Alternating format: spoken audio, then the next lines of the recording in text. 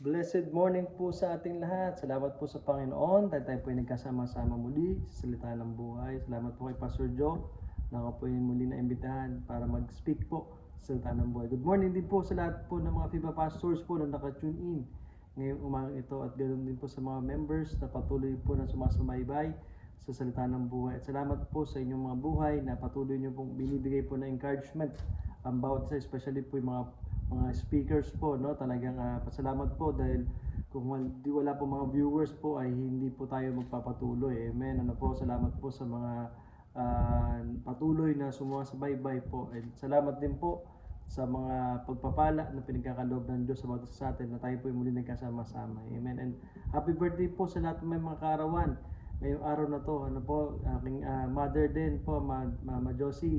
Happy birthday po sa iyo. Nanaway kayo po pagpalain ng Panginoon. At ganoon din sa lahat ng mga may birthday. Ako po ay nakikibati po sa inyong mga maligayang kaarawan po. At ganoon din sa mga nag-celebrate ng kanilang anniversary, wedding anniversary nila. Ako po ay nakikibati po sa inyo. Nanawa po kayo pagpalain ng Panginoon Diyos sa araw na ito at ang inyong pagkasama bilang mag-asawa ay lalo pong pagpalain ng Panginoon. Amen. At ganoon din po, hindi na po tayo papatagal. Tayo po ay mag-aral na sa salita ng Panginoon at ako po kayo po ay pagpalain ng bawat isa ng Panginoong Diyos natin. By the way, Pastor Samuel Cornel po ng Living Water Bible Baptist Church. Ako po ay nagpapasalamat dahil ako po ay nabigyan ng invitasyon para makapag-speak po sa araw na ito para sa salita ng buhay. Sige po, hindi na po tayo magpapatagal. Let's open our Bible. May mga Bible po kayo dyan. Sabi po ng 1 John chapter 5 verse 4. Dito po tayo mag-aaral sa salita ng Panginoon sa ating short devotion po for this morning. Sabi po ng Bible, 1 John chapter 5 verse 4. But the Bible tells to us, for whatsoever is born of God overcometh the world. And this is the victory that overcometh the world, even our faith. Amen. Kaya ngayon po tayo po ay manalangin at magpasalamat muna po tayo sa Panginoon. Panginoong Diyos ang nasa langit, na Diyos na Abraham, na Isaac, na Jacob, we praise and thank you, Lord, for this wonderful morning na pinag-aral ni Lord sa bawat isa sa amin. Salamat, Panginoon, sa inyong pagmamahal na kami po ay ginising niyo muli, Panginoon, at kami po ay binigyan muli ng panibagong araw para makapagsilbi sa inyo. At i-bless you, O Lord, ang aming pag-aaralan sa inyong salita. Nanawa po, Panginoon, ito po ay tumalima sa puso ng bawat isa ng inyong mga anak, Panginoon. At ganun din, Lord, I pray sa Holy Spirit na siya mag-convict sa amin, mag-teach sa amin, tulungan kami na ipaintindi, Lord, ang gusto niyo pong ibahagi ngayong umaga ito. At ako po bilang instrumento, Panginoon, ay ako po inyong gabayan. Nanawa po ang inyong pangalan lamang siyang maihayag at maitaas po ang inyong dakilang pangalan. At higit sa lahat, Lord, we pray for the peace of Jerusalem, na bigyan niyo, Lord, sila ng kapayapaan, Panginoon, at sa lahat mga nag-celebrate ng Purim ay Lord na siya magpala, Panginoon. Kaya binabalik ko kong papuri pasalamat na matamis sa pangalan ni Kristo Jesus na Messiah ng Israel. Amen. Kaya ngayon po, ang topic po natin for this morning is about living in victory through faith. Amen. Living in victory through faith. Amen. Kaya ito pong Bible, itong si John, Apostle John, sinulatan po tayo at sinulatan po ang mga bawat believers in Christ na kung sino po ang pinanganak sa Panginoon ay overcome niya ang mundong ito. Amen. Kaya tayo po nasa mundo ay overcome po natin ang mundong ito. Amen. Dahil bakit? Una sa lahat, anak tayo ng Panginoon. Amen. Tanda natin, the world is full of struggle. Nandiyan po ang kasalanan, nandiyan po ang pagdududa, nandiyan po ang pagsubok. Pero, but those who born of God have victory through faith in Jesus Christ, according to 1 John, shows us how believers can live victoriously. Amen. Salamat po sa salita ng Panginoon na tayo po ay binigyan ng Panginoong Diyos ng encouragement na ang meron pala tayong victory life sa ating buhay bilang isang anak ng Panginoon. Amen. Kaya dito po pag-aaralan po natin, sabi ng Bible dito sa verse 1, para himay-himayin lang natin, no? Sabi ng Panginoon, whosoever believeth that Jesus is the Christ is born of God, and everyone that loveth him, that begotteth loveth him also, is begotten of Him. Maliwanag po sabi ng Panginoon, no? Kaya number 1 point ko na naobserbahan ko po ito, living in victory through faith. Number 1, faith in Christ give us new birth. Amen. Pag tayo pala ay nakay Kristo, okay, tayo po ay mga bagong nilalang ng Panginoon. Amen. Kaya salamat po sa Panginoon dahil sa daming tao sa mundong to, amen, ikaw at ako nabigyan ng pagkakataon na makilala natin na naniniwala tayo sa ginawa ni Kristo Jesus. Amen. Sa krus ng Calvary. Amen. Ano po? Ibig sabihin po, ang buhay natin, pasalamat po tayo sa Panginoon dahil meron tayong faith in Christ give us new birth. Amen. Kasi sabi dito, whosoever believeth that Jesus is the Christ is born of God. Amen. Kaya salamat po sa Panginoon dahil tayo po naniniwala na si Jesus Christ ay ang ating tagapagligtas at naniniwala po tayo sa kanyang ginawa sa krus ng Kalbaryo. Amen. Ano pong ginawa ni Jesus Christ? Si Jesus Christ po ay namatay para sa ating mga kasalanan dahil alam natin na tayo bilang tao wala tayong kakayahan para iligtas ang ating sarili. Amen. Kahit gumawa tayong mabuti, tumulong tayo sa kapwa, maging masunurin tayong tao sa ating mga magulang bilang estudyante, di ba? Sa mga nagtatrabaho naman, maging mabuti kang empleyado sa iyong kumpanya, hindi yan ang magiging sapat para ikaw ay magkaroon ng panibagong buhay or new birth in Christ. Kundi kay Jesus Christ lamang na basta tayo ay naniwala sa ginawa ni Jesus Christ. Amen? Kaya sabi ng Panginoon, sabi dito, salvation starts with faith in Christ Jesus as Savior and Lord. Okay? Being born again means we have a new identity and new life. Amen? Kaya ibig sabihin po, bilang tayo po ay pinanganak ng Diyos. Okay? According sa 2 Corinthians 5:17, therefore, if any man be in Christ, he is a new creature. Okay? All things are passed away. Behold, all things are becoming new. Amen? Salamat po sa Panginoon dahil lahat po tayo, okay, na nanampalataya kay Jesus Christ, lahat po ng luma magiging bago sa atin. Amen? Ibig sabihin po yung mga dating pagkatao natin, basta tayo ay lumalakad kay Kristo Jesus, handa tayo magpabago kay Jesus Christ, tayo po ay binigyan ng Panginoong Diyos ng panibagong buhay. Amen? Nabuhay tayo sa Panginoon. Amen? Hindi tayo nanatiling namatay. Okay? Hindi tayo nanatiling patay sa mundong ito. Amen? Tayo po ay binigyan ng Diyos ng panibagong buhay na lumalakad tayo sa kalooban ng Panginoon. Amen? Kasi daming tao sa mundong to, almost 8 million population sa buong mundo, no? 8 billion, no? Na talagang ang tao, marami. Pero isang araw may pumuntang missionary, may pumuntang Sunday school teacher, may pumuntang pastor sa bahay ninyo, sa inyong community. Amen? At binigyan ka ng kabahagian tayo ng buhay na walang hanggan dahil kay Kristo. Amen? Kaya napakasaya na tayo po ay nasa Panginoon. Kaya ibig sabihin, isang patunay po yan na tayo po bilang anak ng Panginoon ay meron po tayong buhay na bago dahil kay Kristo. Dahil tayo po dyan nanampalataya sa Panginoon. Verse 2, sabi po ng verse 2, according sa verse 2, by this we know that we love the children of God when we love God and keep His commandments. Number 2, living in the victory through faith. Love is the evidence of our faith. Amen. Kaya sabihin po, salamat po sa Panginoon dahil bilang anak ng Panginoon, okay, dahil tinanggap natin siya bilang ating tagapagligtas, dapat tayo bilang isang Kristiyano, mapagmahal din tayo. Amen. Hindi tayo madaling magsumbat sa tao. Hindi tayo madaling maghusga sa tao. O kaya pipiliin lang natin ating iibigin. Dapat po hindi po tayo ganun mga minamahal. Kundi tayo po dapat bilang isang Kristiyano na nanampalataya sa Panginoon, dapat po tayo ay pakita natin ang ating totoong pag-ibig, especially sa church natin, no? Sa mga bagong bisita natin every Sunday. Dapat po hindi lang yung kaibigan mo sa church ang kakausapin mo, kundi pati yung mga bisita na bagong dating. Amen. Tama po ba mga minamahal, no? Dapat po kausapin din natin yung ating mga bagong kaibigan na-invite. Amen. Ay paramdam natin they are welcome to the church. Amen. Madalas kasi ito sakit ng karamihan ng simbahan ngayon, di ba, na may time na hindi na natin pinapansin ang mga bisita, di ba? Minsan hinahayaan na lang natin sila sa tabi na walang kumakausap, di ba? Huwag naman po sanang ganyan ang mangyari, no? Kahit sila'y bago, hindi pa sila sanay sa kultura ng ating simbahan, dapat iparamdam natin sa kanila na ang church ay punong-puno to ng totoong pag-ibig dahil kay Kristo. Ano sabi po ng Bible sa atin? Sabi sa John chapter 15 verse 12, sabi ng Panginoon, Jesus Christ tells to us, that reminds to us that this is my commandment, that we love one another as I have loved you. Amen. Dapat po, yun ang gawin natin, no, sa ating church po, na we need to feel yung pag-ibig sa bawat mga dumadalo. Amen. Hindi na sa mga dating kasama natin, kundi sa mga bagong darating pa ating simbahan. Amen. Dapat kasi that's the true faith shows itself in obedience and love. That's why the Bible tells us na gusto ng Panginoon na ikaw, inutos ng Panginoon na mahalin natin ang kapwa-tao natin, no? Kaya tayo po ay nagsusulwining, nag-share ng gospel because we love them. Dahil ayaw natin sila po mapahamak, dahil gusto ng Panginoon sila po ay magkaroon din ng totoong kaligtasan. Kung ano na tamasa mo, gusto ng Panginoon, ma-experience din ng ibang tao. Amen? Kaya salamat po sa pag-ibig ng Panginoon. That's why, through praying for one another shows you love them. especially our brethren in Christ. Amen. Kaya sabi ng Panginoon dito, sa verse 3, what the Bible tells us, for this is the love of God, that we keep His commandments, and His commandments are not grievous. Ibig sabihin po, ang salita ng Panginoon, dapat po ito po ay hindi nagbibigay sa iyo ng kapayapaan.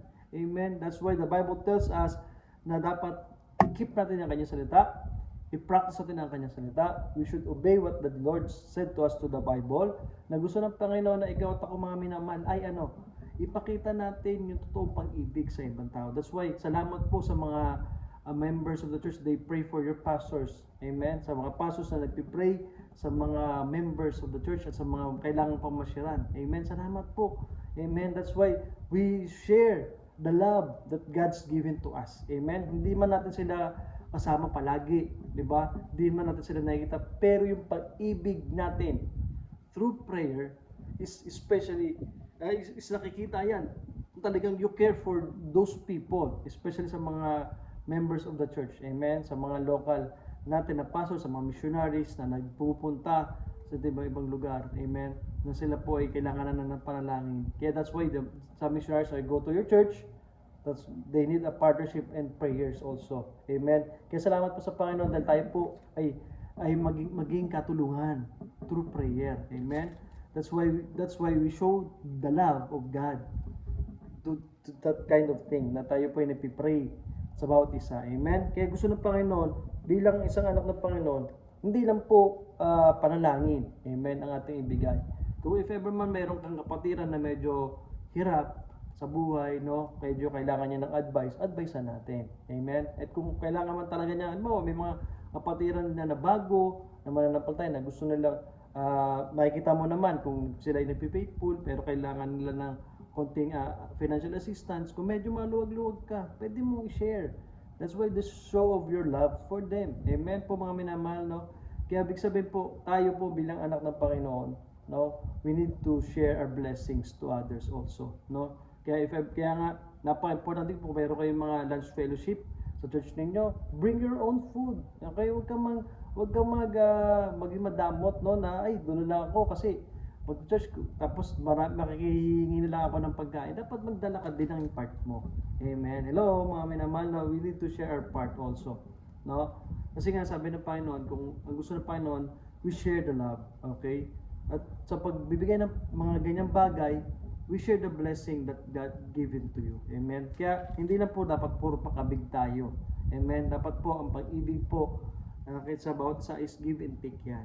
Okay? Bigayan tayo sa biyaya ng Panginoon. Amen po mga minamahal, no? Kaya the Bible clears teach us that love is the evidence of our faith to God. Amen. Number 3, according to verse 4, for whatsoever is born of God overcometh the world, and this is the victory that overcometh the world, even our faith. Okay, number 3, living in the victory through faith. Faith brings victory over the world. Amen. Ibig sabihin po, pag mayroon tayong totoong pananampalataya sa Panginoon, ma-overcome po natin ang mundong ito. We overcome this world. Amen. Kaya this world tempts us with sin, pride, and materialism. Amen. Totoo po yan. Ang mundong to, pwede kang turuan na maging masama, gumawa ng mali, amen, magkaroon ka ng pagyabang, amen, at materialism, no? Mas nakakalimutan natin ang sa Panginoon, diba? Mas priority natin yung ating sarili, amen, materialism, no? Kaysa sa Panginoon natin ibigay, ang dapat natin ibigay, no? But faith keep us stronger, amen, through regular attending the church, amen. That's why the Bible tells us, pag Kristiyano ka, ikaw tumanggap kay Kristo, dapat po ikaw po ay lagi mag-attend ng inyong mga regular services. Amen. Regular church worship nyo. Bakit?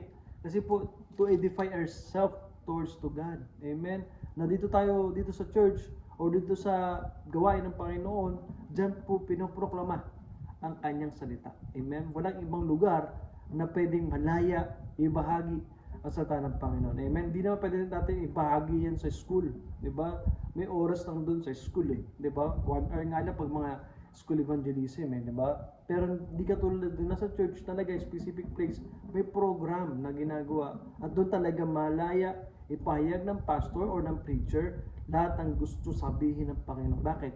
That's the specific place to worship God. Amen? And that place, sa church po ng bawat pinagkatiwala ng Panginoon sa atin. Amen?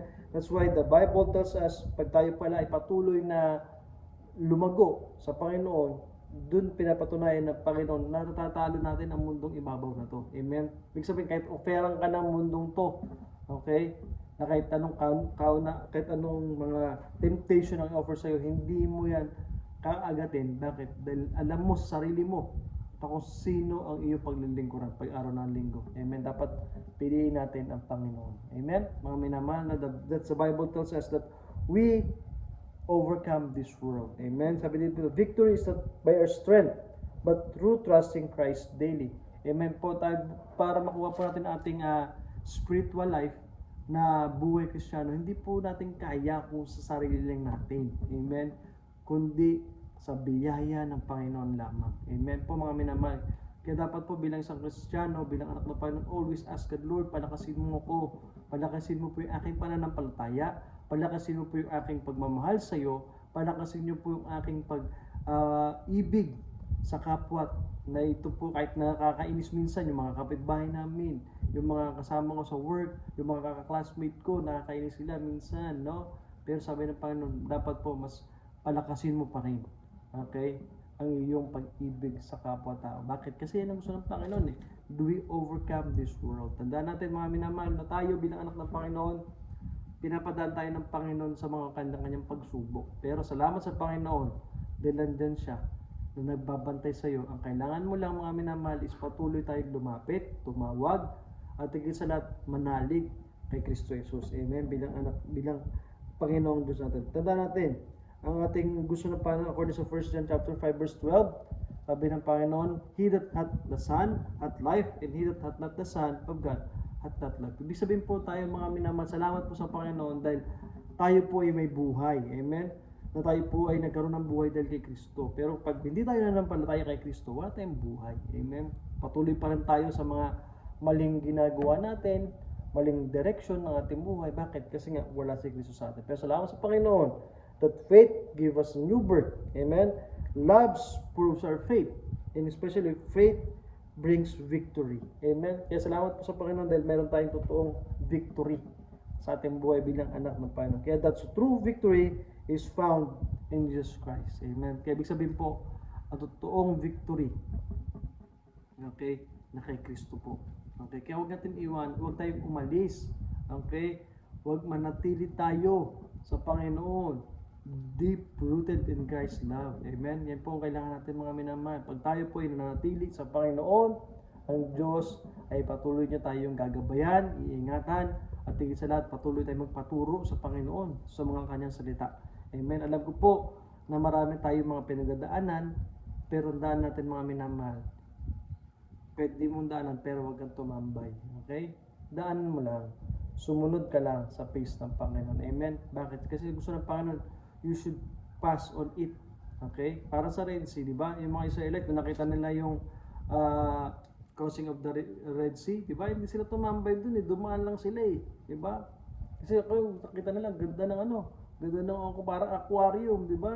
Pwede naman sila tigay picture muna kung may uso, siguro kung uso yung mga picture dati eh. Di ba? Siguro nag-selfie pa yung mga yun, nag-my din na siguro yung mga Israelite habang tumatawid sa Red Sea, no? Pero hindi eh, di ba? They pass through it. Tumawid lang sila. Okay? Kaya ganoon din tayo, pag may problema tayo, mga minamahal, tawiran lang natin. I-cross mo lang, di ba? Kasama mo ang Panginoon. At sumunod ka lang kung anong gusto ng Panginoon sa buhay natin. Amen? Kasi pag tayo sumunod sa kalooban ng Panginoon, sure, panalo ka na. Amen? Kaya sabi ng Panginoon, last verse, for whatsoever is born of God, overcometh the world. Amen? Dahil pinanganak ka ng Panginoon, anak ka ng Diyos, overcome mo ang mundong ito. Amen? Kaya na po mga minamahal, kayo po ay natuto sa salita ng Panginoon. Ano? Simple lang gusto ng Panginoon, living in victory through faith. Amen? Dahil tayo meron totoong pananampalataya sa Panginoon, meron tayo living victory sa Panginoon. Kaya sige po, tayo po ay manalangin at magpasalamat po tayo sa Panginoong Diyos. Tayo po ay manalangin. Panginoong Diyos na sa langit, Diyos na Abraham, na Isaac, na Jacob. We praise and thank you, Lord, for this wonderful morning. Salamat, Panginoon, sa inyong mga salita namin na tunghayan ngayon. about sa living through victory, Panginoon, dahil sa aming pananampalataya sa inyo. Lord God, salamat Panginoon sa inyong salita. Nakita Lord namin na Lord, kailangan ng Lord namin na magkaroon kami ng totoong pananampalataya. Salamat Panginoon sa salvation na pinagkatiwala niyo Lord sa amin. At higit sa lahat Lord, we need to share it to someone na kung sino po Lord, hindi pa po Lord nakikilala kayo, ay abutin niyo Lord sila Panginoon. At gamitin niyo Lord kaming instrumento Panginoon to speak the gospel for them. At higit sa lahat, Panginoon, may ipakita, Lord, namin sa kanila kung ano po ba ang estado ng tao sa inyong harapan. I-bless you, O Lord, ang bawat isa na patuloy niyo, Lord, kami bigyan ng kalakasan, katalinuhan, at higit sa lahat, Panginoon, umihingi po, Lord, kami ng asa sa inyo, ng gabay, Panginoon, at higit sa protection, Lord, sa bawat isa, Panginoon. Kayo, Lord, ang siya manguna at mawalati. Salamat, Panginoon, sa inyong pag-ibig, Panginoon, sa amin. And we pray for the peace of Jerusalem also, Panginoon. Kaya, Lord God, salamat po sa araw na to. Salamat, Panginoon, sa inyong mga salita. At salamat din, Panginoon, sa inyong opportunity na pinagkalamin, Lord, sa akin as a guest speaker po sa salita ng buhay. Bless you, O Lord, ang mga ministries, Lord, ang bawat FIBA pastors, Panginoon, at sa mga members of the church, Panginoon, na sila po'y mag-work, sa kanila pong papasok sa school, at higit sa pa sa mga magbabible sa atin, susuluinin po for this whole day, ay kayo, Lord, na magbigay ng extra strength, Panginoon. At ganun din, Lord, we pray din sa mga operation, Lord, na may mga karamdaman, especially, Lord, I pray for Pastor Recto, na i-bless you, Lord, ang kanyang successful operation, na kay Lord ang siya manguna, na magabay Panginoon, at ganoon din sa upcoming activities, Lord, ni Pastor Joshua Orias, this coming March 24, Lord, I pray, na nawa po maging successful po mission conference na ito. Salamat po, Panginoon, sa inyong mga anak na patuloy na sumasabaybay, Panginoon, sa salita ng buhay. I-bless you rin, Lord, ang ministry po, Lord, ng salita ng buhay, sa leadership po ni Pastor Nicor. I-bless you, Lord, ito, na kay Lord ang siya manguna at mangunati. Kaya binabalik ko po pa po pasalamat sa matamis sa panay Kristo Jesus sa Mesaya ng Israel. Amen. Kaya maraming salamat po muli, mga minamahal, sa araw na ito na ako po ay inyong naging guest speaker. Amen. Salamat po at kayo po ay mag-ingat, no? Hanggang sa muli-muli, no? Magkita-kita po tayo sa March 24 doon sa Missions Conference. Nanawa po, ito po ay maging papapala sa bawat isa, sa mga special, sa mga pastors, sa mga missionaries po na naka-tune in, ay kayo po ay pagpalain ng Panginoon. Amen. At sa mga Pastor Recto, pagaling po kayo. May the Lord God bless you po. Nanawa po, maging maayos po yung iyong operation po, no? Kaya nawa po ang Diyos ang siyang manguna at mawalati sa bawat isa sa atin. Hanggang sa muli po, at happy birthday po sa lahat ng mga birthday. Happy anniversary po sa lahat. Pastor Samuel Cornel po ng Living Water Bible Baptist Church. Maraming salamat po and God bless po sa bawat isa.